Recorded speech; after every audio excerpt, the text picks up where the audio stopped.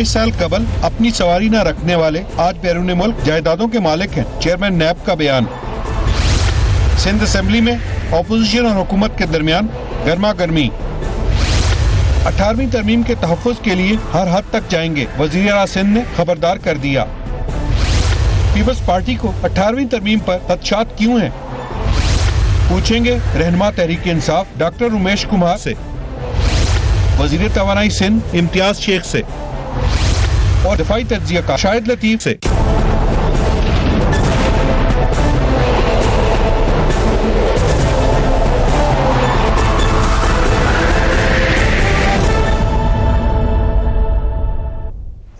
And a very warm welcome to the show. एहतसाब के अमल ने अपोजिशन और हुकूमत के दरमियान तलखियों को बढ़ा दिया है। मुस्लिम लीग नून के कायद नवाज शरीफ और सदर शहबाज शरीफ जेल में हैं, तो दूसरी तरफ आसिफ जरदारी, फरियाल तालपुर साहिबा और वज़ीर आला मुराद अली शाह के खिलाफ जाली बैंक अकाउंट्स केस में जो है वो अब नैब के पास है। अपोजिशन की हुकूमत पर इंतकामी कार्रवाई का इल्जाम बार बार लगा रही है। पीपल्स पार्टी को 18वीं तरमीम पर भी खदशात पैदा हो रहे हैं, बल्कि एक लिंक इस्टेब्लिश किया जा रहा है कि मामला तमाम का तमाम 18वीं तरमीम का है। सिंध असेंबली में वज़ीर आला मुराद अली शाह ने खबरदार किया है कि 18वीं तरमीम को खत्म करने की कोशिश की गई तो हम हर जाएंगे। Let's watch the chief minister. हमारे 3 अस्पताल NICVT, JPMC और NICH, ये तीनों हमसे ले लिए गए हैं। और उसके साथ मैं आपको ये बता रहा हूँ, फेडरल हेल्थ मिनिस्ट्री में अभी यही बात चल रही है कि हम खर्चा बर्दाश्त नहीं कर सकते। जो मदद की बात हो रही है, कोई मदद नहीं होने जा रही। इनको जो मैं कह रहा था ना उस दिन, इनको मैं ज्यादा लफ्ज नहीं कहूंगा, फिर वो कहेंगे, इन इदारों को बिठाया जाने की तरफ एक साजिश चल रही है। 18वीं तरमीम के लिए हम हर हद तक जाएंगे। चेयरमैन बिलावल भुट्टो जरदारी साहब ने कल भी ये बात की है और इस असेंबली को भी ये स्टेटमेंट आज देनी है। लिंक जो है वो 18वीं तरमीम के साथ जोड़ दिया गया। मामलात इंतजामी भी हो सकते हैं, मामलात करप्शन के भी हो सकते हैं, लेकिन चीफ मिनिस्टर कह रहे हैं ये मामला तमाम का तमाम 18वीं तरमीम का। उन्होंने ये भी कहा कि हम हर हद तक जाएंगे, और इस हर हद तक जाने को उन्होंने बाद में काफी जो एक्सप्लेन किया, जो कि कोई इतनी ज्यादा वेलकम बातें नहीं थी जो उन्होंने की। हमने ये बात कल फवाद चौधरी साहब से ही पूछी 18वीं तरमीम के हवाले से। इंफॉर्मेशन मिनिस्टर उन्होंने क्या कहा, लेट्स वॉच हिम। 18वीं तरमीम क्या है? 18वीं तरमीम अबाउट 100+ आर्टिकल्स के अंदर अमेंडमेंट्स हैं। ठीक है। अब उनमें से कुछ अमेंडमेंट्स हैं जो बहुत अच्छी हैं, कुछ अमेंडमेंट्स हैं जो बहुत बुरी हैं, और कुछ हैं जिनका कोई बड़ा फर्क नहीं पड़ता। मतलब बहुत बुरी हैं जिनके जरिए आपने हायर एजुकेशन को सूबों को दे दिया, उससे पूरी हायर एजुकेशन बैठ गई है। आपने हेल्थ की जो एक यूनिफॉर्मिटी थी वो खत्म कर दी, वो सारी नीचे कर दी, उससे बड़ा बहुत फर्क पड़ गया। फिर दूसरा चेक नहीं है। आप देखिए कि जो बलूचिस्तान है 1.5 ट्रिलियन उन्होंने अभी वापस किया क्योंकि खर्च करने की कैपेसिटी नहीं है। एक सिर्फ पिछले चंद सालों में 2,06,000 PN सिर्फ बलूचिस्तान में भर्ती हुआ है। इधर आप देखिए मुराद अली शाह और उससे पहले कायम अली शाह साहब ने किस तरह से पैसों का ज़िया किया। हमारे साथ सबा सुल्तान मौजूद हैं जो कि रिपोर्टर हैं कराची में। थैंक यू सो मच सबा हमें ज्वाइन करने के लिए, क्योंकि आप कवर करती रहती हैं, फॉलो करती रहती हैं। सुप्रीम कोर्ट का जिना अस्पताल, national institute of child health और इंस्टीट्यूट ऑफ कार्डियोवैस्कुलर का वफाक को देना मुस्बत फैसला है, या आपके ख्याल से ये तीनों अस्पताल बड़ा जबरदस्त काम कर रहे थे? बिल्कुल, जिस तरह फरीहा हम देख रहे हैं कि तकरीबन ये कोई आज की कहानी नहीं है, ये 5 साल से ये कहानी चली हुई आ रही है कि जब से 18वीं तरमीम जो है वो हुई, और उसके बाद जिस तरह वफाक के 3 अस्पताल खुसूसी, जिस तरह ये कार्डियो है, हम देखते हैं NICVT है, जिना अस्पताल है, या NICH जो खुसूसी बच्चों के लिए है। हम इन तीनों अस्पतालों को देखते हैं तो इन तीनों अस्पतालों की सिचुएशन ये है कि तीनों अस्पतालों को सिंध हुकूमत के हवाले कर दिया गया। लेकिन अफसोसनाक बात तो ये कि सिंध हुकूमत में जाने के बाद कोई खास जो है वो पेशरफ नहीं हुई। 2 साल कबल ही जो है वो NICVT में पेशरफ की गई है कि उसे जब उसमें पब्लिक प्राइवेट पार्टनरशिप करके उसमें जो बेहतरी लाने की कोशिश की गई है कि इसमें जो है बजट इसका बढ़ा दिया गया, 8 अरब के करीब इसका सालाना बजट कर दिया गया है। उसके बाद प्राइवेट एडमिनिस्ट्रेशन ले आए हैं ये लोग, जिसकी बिना पर थोड़ी बेहतरी आई है। लेकिन हम जब अगर जिना का हाल देखें और अगर हम NICH का हाल देखें तो वहाँ हाल जुगत हुआ है। अमूमन लोग चैरिटी करके या दीगर पब्लिक प्राइवेट पार्टनरशिप के थ्रू ही जो है वो काम हो रहा है। लेकिन एक और बात इसमें सबसे वाज़ेह तरीन बात है कि जो दोनों इदारे हैं, जो NICH और JPMC है, ये भी सिंध हुकूमत के अंडर काम नहीं करना चाहते। उनकी पूरी कोशिश ये होती है, उन्होंने बाकायदा सुप्रीम कोर्ट में इस हवाले से केस भी दायर किया, इंतजामिया इस हवाले से केस लड़ रही है, सुप्रीम कोर्ट का फैसला आ चुका है और वो फैसला जो है JPMC और NICH की इंतजामिया के हक में आया है। लेकिन उसके बावजूद जब सिंध हुकूमत ने इस फैसले के खिलाफ जो अपील दायर की तो उससे भी जो है डायरेक्टर जो सीमी जमाली है उन्होंने फैसला जो है वो उन्होंने मानने से इनकार कर दिया। उनका कहना यह है कि हम सिंध हुकूमत के अंदर काम नहीं करेंगे, क्योंकि सिंध हुकूमत के अंदर जो दीगर अस्पताल, जैसे हम सिविल अस्पताल की बात करते हैं, कराची शहर में सिर्फ 9 सरकारी अस्पताल हैं जो सिंध हुकूमत के अंदर काम कर रहे हैं। लेकिन अफसोसनाक बात तो ये कि सबसे ज्यादा, क्योंकि हम देखते हैं कि जो फ्लो है वो पेशेंट्स का, जिस तरह रोजाना की OPD है वो 3 से 4 हजार पेशेंट हैं इस एक दिन में। लेकिन यहाँ पर जो है जिस तरह हम देख रहे हैं कि जो सिविल का हाल है वो इंतहाई बुरा हाल है। हालांकि क्लेम ये किया जाता है कि सिविल अस्पताल जो है वो सिंध का सबसे बड़ा अस्पताल है, लेकिन अफसोसनाक बात है कि जो ट्रॉमा सेंटर भी बनाया गया, बेनजीर ट्रॉमा सेंटर, उसमें भी कोई खास इंतजाम नहीं किए गए।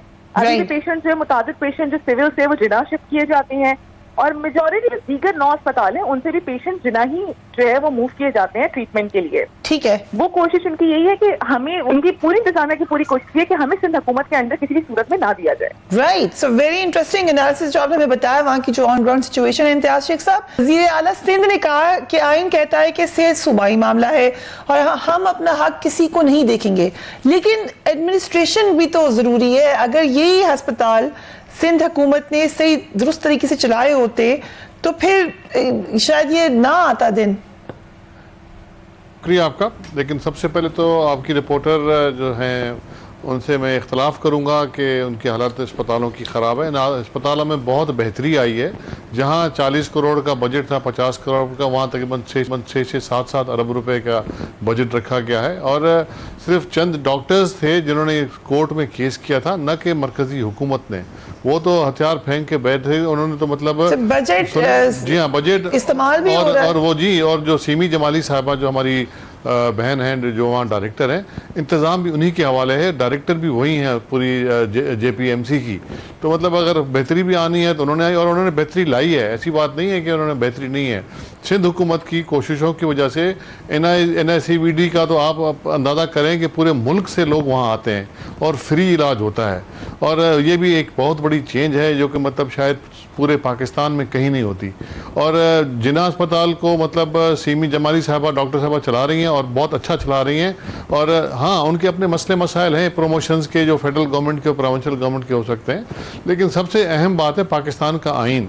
आइन में सेहत जो है वो सूबाई अपना सब्जेक्ट है, सूबों के पास रहता है और सूबों के पास रहना भी चाहिए। और तालीम है, सेहत है, तो मतलब इसमें तो मतलब बड़ी ज्यादती हुई है सिंध गवर्नमेंट के साथ, सिंध के लोगों के साथ, कि अस्पताल जो जिनको बेहतर करने की इतनी कोशिश की गई। NICVD बच्चों का अस्पताल जो NICH है और जो जिना है, उन पे इतना बजट बढ़ा दिया गया और उनको इतनी वहाँ रिफॉर्म्स लेके आए, बिल्डिंगें बन रही हैं, डॉक्टर्स वहाँ रखे जा रहे हैं, इक्विपमेंट ले आया गया और फ्री इलाज होता है। मतलब दिल के अमराज के अस्पताल में फ्री अस्पताल पाकिस्तान में कहीं भी नहीं होता।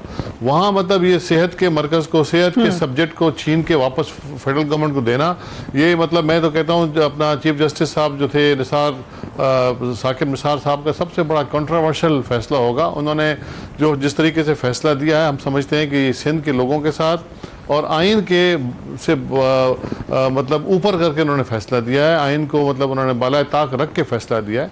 डेफिनेटली सिंध गवर्नमेंट जा रही है और हम सुप्रीम कोर्ट के फैसले पर ज़्यादा मैं बात नहीं करूँगा, लेकिन इतना ज़रूर कहूँगा कि वो फैसला सिंध के मफादात के ख़िलाफ़ है, आइन की रूह के ख़िलाफ़ है। उस पर हम जा रहे हैं अपना रिव्यू में और हमें उम्मीद है कि हमें इंसाफ मिलेगा और जो प्रोविंशियल सब्जेक्ट है उसको मतलब वापस प्रोविंस के पास ही रखा जाएगा। और इसके अलावा जो अपना तालीम और जो आपने सो यू आर क्लेमिंग कि हमने बड़ी अच्छी एडमिनिस्ट्रेशन रखी, हमने बजट बढ़ा दिया, बिला वजह ये काम हो गया है, बेहतर है। हमने जाना है। एंड डॉक्टर रमेश कुमार, हमने बेहतर किया है जी। डॉक्टर रमेश कुमार क्योंकि डॉक्टर भी हैं, हॉस्पिटल्स को जानते भी हैं, कराची भी है, तो मेरे ख्याल से बिल्कुल हमें सही सूरत हाल बताएंगे राइट आफ्टर ब्रेक।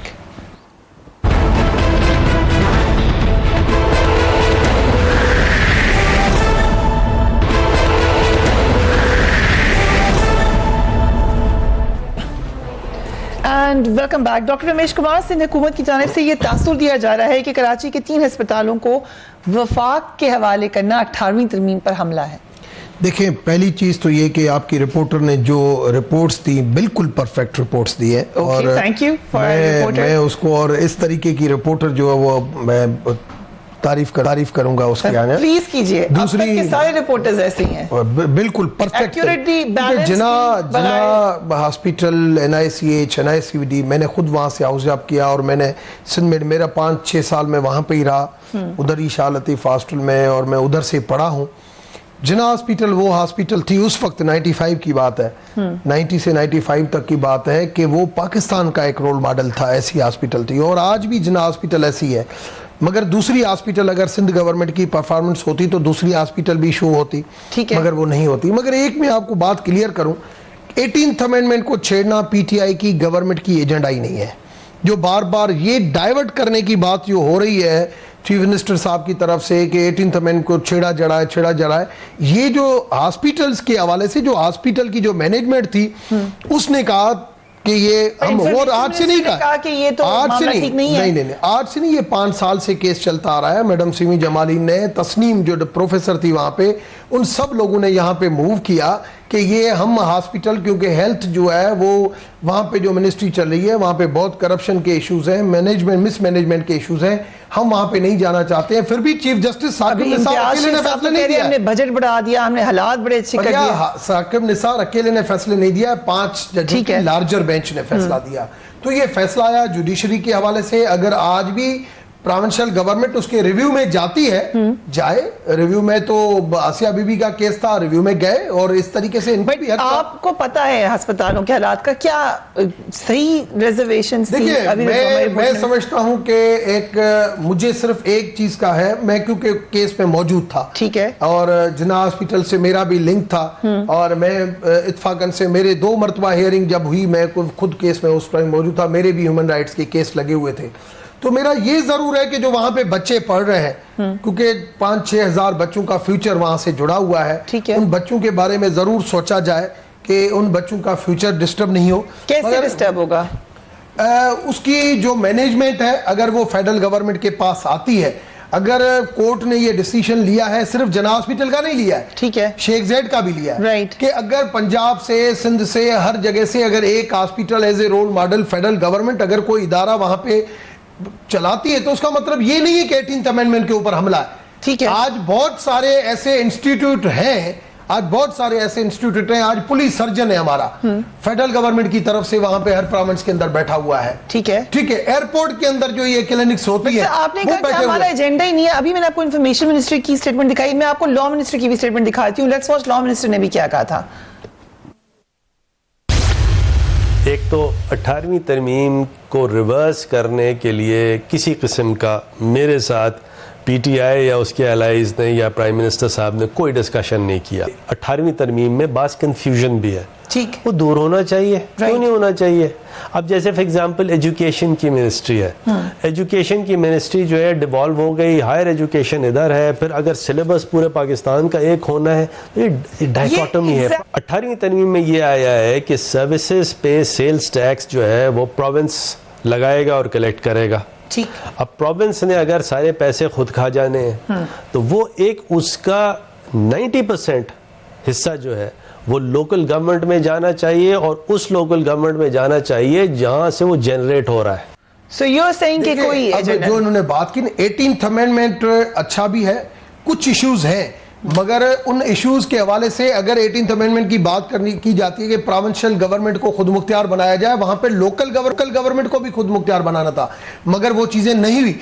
मगर इस वक्त हमारे पास नहीं इतनी जो है वो अक्सरियत है, नहीं हमारी एजेंडा है। इस वक्त हमारी agenda corruption free, money laundering free, ये हमारी जो एजेंडा है इकोनॉमी को बेहतर करना, इस वक्त हम 18th अमेंडमेंट को कोई अंडर डिस्कशन हमारी नहीं है, जिसकी वजह से ये जो वावेला किया जा रहा है, जो डाइवर्ट किया जा रहा है JIT वगैरह से, मैं तो ये कहूंगा कि JIT वगैरह के जो लोग डिस्कस करें उससे एक ख्याल डाइवर्ट किया जा रहा है कि हम 18th अमेंडमेंट को छेड़ने जा रहे हैं। कोई 18th अमेंडमेंट को इश्यूज है, मैं नहीं कहता। ये नून लीग जो आज इनकी इत्तेहादी बैठी है ना, वो भी कहती थी, जब मैं नून लीग में था तब भी हम कहते थे 18th अमेंडमेंट के इश्यूज हैं। हायर एजुकेशन की जो बात की, ऐसे बहुत नून लीग भी यही कहती थी। Okay, let me come to Shahid Latif साहब। शाहिद लतीफ साहब, पहले लॉ मिनिस्टर ने भी कहा कि मुझसे कभी डिस्कस नहीं हुआ कि 18th अमेंडमेंट पे कोई बात होगी।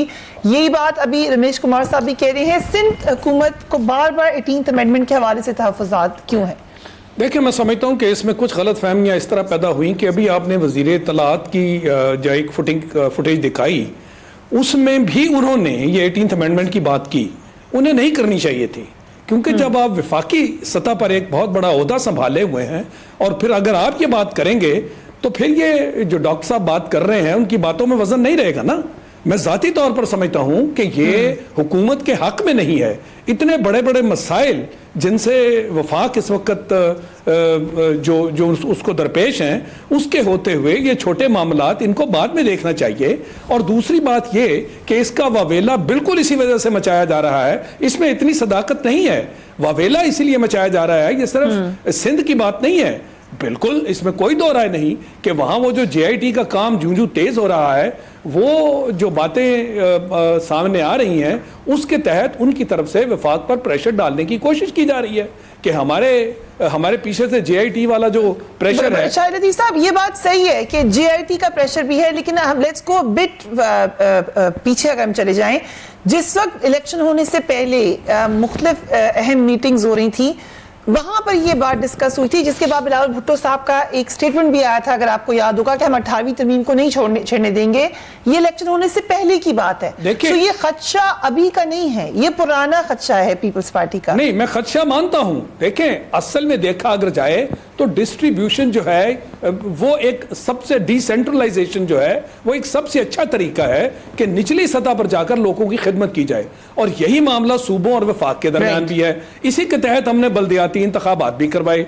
बात तो सच है, मगर वो बल्दियाती जो अथॉरिटी देनी थी वो कहाँ गई? तो ये अगर इसमें मसाइल हैं तो वो अपनी जगह हकीकत है। ये डॉक्टर रमेश ने जो बातें की, पूरे मुल्क में इसकी आवाजें तो उठ रही हैं। यानी वहां पे करप्शन भी है, वहां पे हेल्थ के आपको हॉस्पिटल्स दिए गए, वो उनका ग्राफ बतदरीज नीचे चलता गया। तो हेल्थ के जो इश्यूज हैं वो भी हम सबको मालूम है। वहां पे अकाउंटेबिलिटी का जो मामला है, आज तक राव अनवार वाला मामला देख लीजिए, वो भी उन्होंने अपने हाथ में पकड़ा हुआ है। यही चीज आपको पंजाब में भी नजर आ रही है। आज तक मॉडल टाउन का किस्सा क्यों नहीं हम सुधार सके? क्योंकि वो किस्सा भी पंजाब ने अपने हाथ में पकड़ा हुआ है। तो जहां पे हकायक से हटकर इस तरह की बातें की जाएं और एहसास जिम्मेदारी ना हो, तो फिर इस तरह का डिसेंट्रलाइज्ड सिस्टम जो है वो भी आगे कामयाब नहीं होता। तो मैं समझता हूं कि कुछ चीजें ऐसी हैं, मसलन 18th अमेंडमेंट में अच्छी चीजों का भी जिक्र होता है, तो लिहाजा इसके ऊपर वजीर इत्तलात को कम से कम ये बयान नहीं देना चाहिए था। जो लॉ मिनिस्टर ने बात की वो हकीकत है, अभी जो डॉक्टर रमेश ने बात की वो भी हकीकत है। हुकूमत इसको ज्यादा छेड़खानी न करे, क्योंकि बड़े बड़े मसाइल हैं। हुकूमत को इन सब पार्टीज की जरूरत है। कहीं ऐसा ना हो कि वफाक के जो मफादात हैं उन पर ठेस आए। अभी उसको अपनी आंखें कुछ चीजों से बंद रखनी पड़ेंगी। तो मैं समझता हूं कि मगर हम तो ये देख रहे हैं शाहिद लतीफ साहब के पहले सिंध की हुकूमत तोड़ने की भी बातें हुई, वहां पे जाकर राब्तों की भी बातें हुई, उधर से पीपल्स पार्टी भी कह रही है कि हम वफाक में हुकूमत आपकी नहीं चलने देंगे, आपके लोग हमसे राब्तों में हैं। ये तो अभी से हो रही हैं बातें, 6 महीने भी पूरे नहीं हुए। वो इसीलिए कन्फ्रंटेशन हो गई ना कि वजीर इत्तलात, मैं समझता हूं कि उनकी तरफ से बड़े सख्त बयान आए कि हमारे हाथ में सुई है, हम जब चाहें इस गुब्बारे की हवा निकाल दें। देखें, ये अल्फाज मुनासिब नहीं है। आपको एक मतलब वफाक में होते हुए सूबे के साथ इस तरह आप जंग ना लड़ें, इसमें वफाक का नुकसान है, हुकूमत का नुकसान है। सूबे के मैंडेट का एहतराम है, मेरे ख्याल में वो स्टेटमेंट मुझे भी बोलने, मुझे चांस दे, मैं जवाब दूं। वहां पे अपने ग्रुप में भी बात की कि ऐसे नहीं है। आप कह रहे हैं इंफॉर्मेशन मिनिस्टर की स्टेटमेंट गलत थी। मेरे ख्याल में इंफॉर्मेशन मिनिस्टर को ये स्टेटमेंट देनी नहीं। देखो, प्रोविंशियल गवर्नमेंट उनके पास है। आज अगर ऐसे हम इल्जाम लगाएंगे, आज हमारी एजेंडा ही नहीं है ये कि इसीलिए मैं कह रहा हूं ना, गवर्नमेंट को डिस्टर्ब करें। हुकूमत इस मामले को गर्म कर रही है और लोग भी दे रहे थे बयान ऐसे। नहीं, हमारी कोई इस वक्त प्रोविंशियल गवर्नमेंट को डिस्टर्ब करने की एजेंडा नहीं। सिंध में बड़े लोग ऐसे बयान दे रहे थे। हम शेख साहब के पास ही चलते हैं। कौन कौन बयान दे रहा था? देखिए जी, मैं सबसे पहले तो जो कुछ चीजें ऐसी हैं जो कि डॉक्टर रमेश ने और शाहिद लतीफ़ साहब ने कही, मैं उनका थोड़ा सा जवाब दे दूं। देखें जी, ये मतलब इस पे तो बहस है नहीं कि मतलब 18वीं तरमीम को छेड़ा नहीं जा रहा। लाजमी तौर पे इस पे बातचीत हो रही है और फवाद चौधरी साहब के लॉ मिनिस्टर के इन लोगों के बयान पहले आते रहे हैं, लेकिन ये अब किस तरह होगा, कैसे होगा, इनके पास अक्सरियत है नहीं है, लेकिन इन्होंने अपने बयानात से बिल्कुल सही कहा शाहिद लतीफ़ साहब ने कि इन्होंने अपने बयानात से ऐसा माहौल पैदा कर दिया कि मतलब वो एक कन्फ्रंटेशन की फिजा हो गई। अगर ये सही कह रहे हैं इम्तियाज साहब, अगर बात हो भी, लेट्स से कि एक स्टेटमेंट आती है, let's be the devil's advocate, अगर वो एक स्टेटमेंट दे रहे हैं, क्या बात नहीं हो सकती? डिबेट तो किसी चीज पे भी हो सकती है। देखें, बात सुने, फिर अगर पार्टी एक लिबरल पार्टी है, टॉलरेंट पार्टी है, लेकिन हम अपने हुकूक से पीछे तो नहीं हटेंगे ना। छोटे सूबों का ये बिल था जिसमें तमाम इख्तियारात नीचे डिवॉल्व किए गए थे, और ये आइन अभी के नहीं है। हेल्थ और एजुकेशन तो पुराना मतलब सूबों का सब्जेक्ट है, तो अभी मतलब वापस ले जाने वाली बात जो हुई है, हम तो सुप्रीम कोर्ट की इस जजमेंट को भी कंट्रोवर्शियल कह रहे हैं। हम बिल्कुल कह रहे हैं कि कंट्रोवर्शियल जजमेंट है, जो कि मतलब हम डेफिनेटली अपील में जाएंगे। अगर ये नहीं है तो प्राइम मिनिस्टर को चाहिए आके स्टेटमेंट दे दे असेंबली में, कौमी असेंबली में आए और ख़ास तौर पे अपना स्टेटमेंट दें कि जी इस तरह की बात नहीं है और ना होगी। और वैसे देखें, होने का चांस वैसे भी कम है। सुप्रीम कोर्ट के फैसले पे प्राइम मिनिस्टर कैसे स्टेटमेंट देंगे? नहीं, देखें, नहीं, 18वीं तरमीम की बात कर रहा हूँ। 18वीं वो तो देखें, वो तो हम अस्पतालों वाला मसला तो हम करेंगे। क्या कहें? देखिए, 18वीं तरमीम पे कोई बात 18वीं तरमीम के खिलाफ अगर जिस तरह डॉक्टर रमेश कह रहा है ना कि मतलब हमारा कोई इरादा नहीं है, तो वो कहे आकर, प्राइम मिनिस्टर क्यों नहीं कहे? देखें, टीवी टॉक शोज पर कोई बात होती है तो उसकी कोई अहमियत उस वक्त तक तो होती है जब तक कोई मूवमेंट आपको देखने में आई है। बिल्कुल हमारे चेयरमैन ने बात की है, कोई कैबिनेट के हवाले से या असेंबली में मूवमेंट देखने में आई। बहुत सी बातें ऐसी हैं जो कि आपको नजर नहीं आती, लेकिन पसे पर्दा होती हैं। हमारी पार्टी जो बार बार ये बात कर रही है, जरूर उसका कोई बैकग्राउंड है, उसकी जरूर कोई बात है। तो अगर प्राइम मिनिस्टर ऐसी बात नहीं है तो शेख साहब, इसका ताल्लुक कहीं JIT की रिपोर्ट से तो नहीं है? देखिए, JIT की टाइमिंग साथ मिली हुई लगती है। JIT की रिपोर्ट आई, सुप्रीम कोर्ट ने उसको नैब के पास भेज दिया। अब छोड़े ना, उसका मीडिया ट्रायल आप लोगों ने किया, ये हो गया वो हो गया। अब कोर्टों में आएगा तो साबित होगा ना, कोर्टों में आएगा तो साबित होगा, जो भी होगा मतलब फेस करेंगे।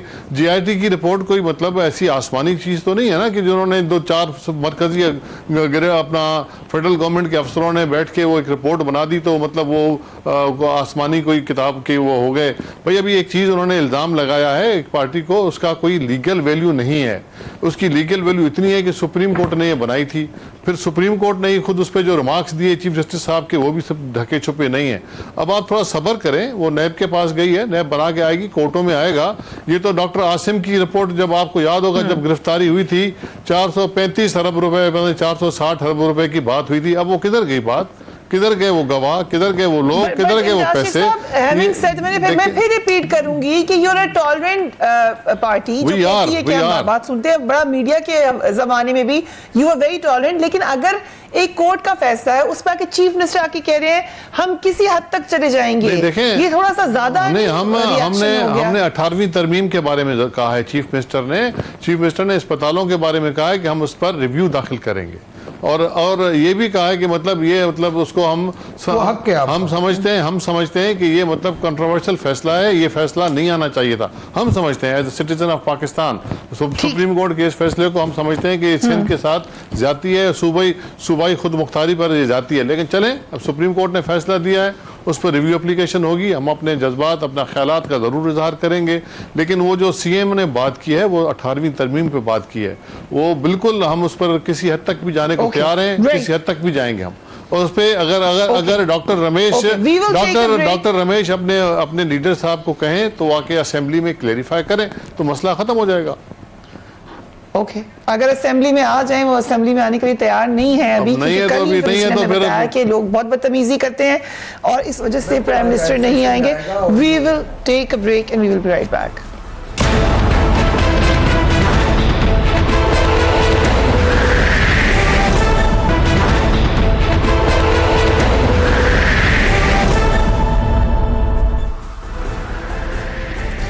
Welcome back. हमने एहतसाब का जिक्र किया, जूं एहतसाब में तेजी आ रही है, नैब के हवाले से अपोजिशन की शिकायत भी बढ़ती चली जा रही है। पहले PMLN थी, फिर पीपल्स पार्टी हुकूमत और नैब के दरमियान गठजोड़ का इल्जाम लगा रहे हैं।